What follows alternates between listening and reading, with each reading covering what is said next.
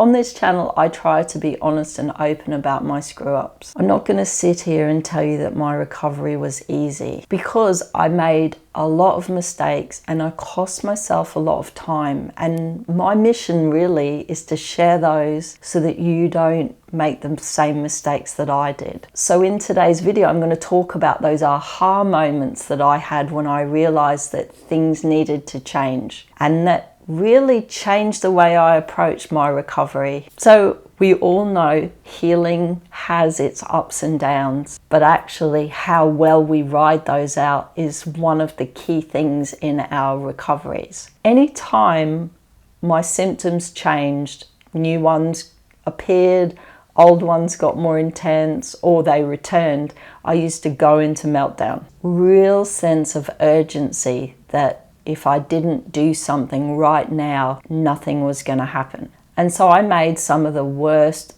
most impulsive decisions for my health during those times of symptom intensity, because I was full of this frustration, this sadness, and this disappointment. And those emotions I felt made the symptoms feel a lot worse.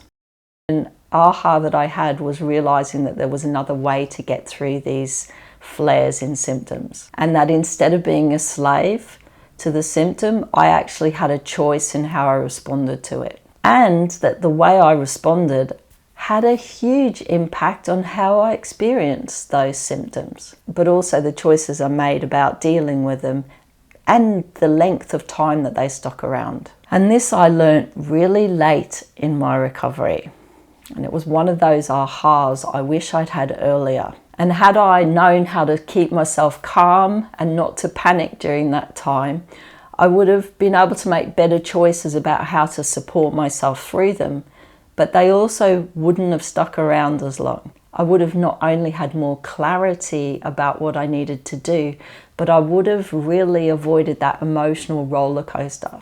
And I would have saved myself all that stress that was actually undermining my body's ability to heal. If you find yourself stuck in that emotional roller coaster during a flare, go and download my free EFT meditation. It helps you to stay calm so that you've got some clarity and you can make the best decisions to support yourself and get you through this time. Now, if you've watched this video, you'll know that I was sick for a very long time. And what I didn't realize during that time was that there was an approach that I took to my life that had been with me my whole life that had actually got me sick in the first place. And I was using that same approach to try to heal.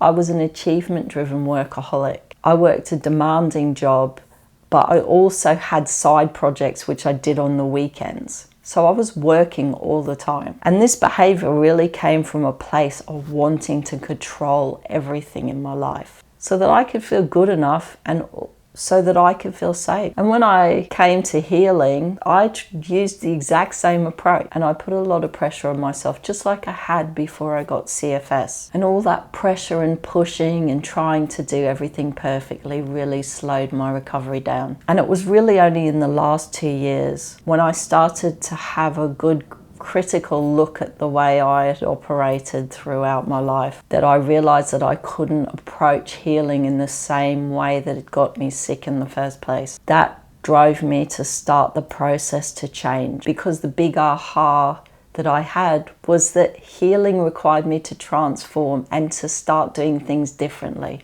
Over the course of my health journey, I was told by numerous practitioners that I needed to learn how to deal with stress differently and avoid stressful situations as much as I could.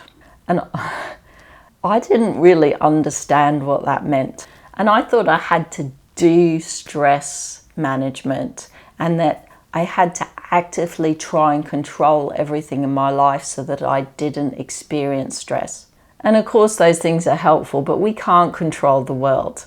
And it is quite a medicalized approach to stress relief. It's kind of a treatment of the symptoms and not the cause. And a huge aha for me was learning that we all wear glasses, and those glasses we get put on us from a very young age, and they determine our perception of the world. They are shaped by our life experiences, and so our life experiences are the filter with which we perceive stress. So without me addressing what had contributed to that perception of situations as being stressful, anything that I did to manage my stress was just that, managing, coping, but not thriving. It was a real process to learn how to feel safe in the everyday world and to change my perceptions of what was stressful and what wasn't, so that I wasn't stuck in that intermittent fight, flight, or freeze all the time. But over time, what it meant was that things that used to stress me no longer affected me,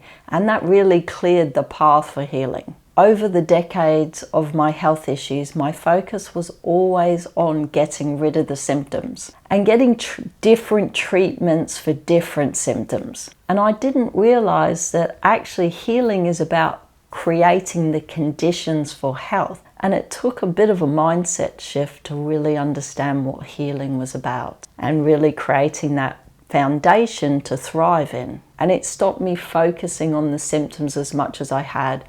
And I'm not going to insult your intelligence by pretending that they weren't painful, they weren't upsetting, and that it wasn't difficult for me to have the symptoms that I had. But the mindset shift came with a bit more patience for myself and patience with my body. And really an understanding and a trust that as long as I was laying the foundation down, things would start to happen. I don't know whether it's the medical approach to health, which is often adopted in the alternative sphere as well.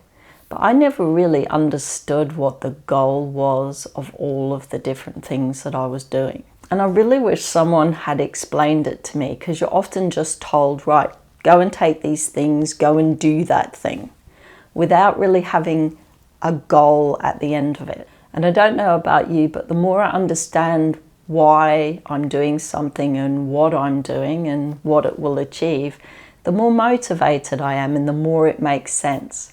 Because once I understand that, I can put positive belief and intention into everything I do. Every food I eat, and this is what I like about medical medium actually, is the fact that he tells you what those foods will do for your body. And I think that's really powerful. It's like if I take vitamin C and I know that this is boosting my immune system, I can put that intention into the taking of the vitamin C. So on one side, we're essentially trying to minimize our exposure to things, reduce the burdens on our bodies, things like stress, traumas, beliefs, toxins, and on the other side really provide our organs and our body and our souls with the support that they need so that they can do the repair work. So let me know, what ahas have you taken from this video, and what ahas in general have you had during your own health recovery? What you share helps somebody else. A good foundation for healing is really important, and I know because I spent decades trying to heal without one. So if you've just started your healing journey, or perhaps you're a bit lost and don't know which way to turn, check out this video next. It goes through what I would do in the first 30 days. Thank you so much for watching, and I'll see you on the next video. Bye.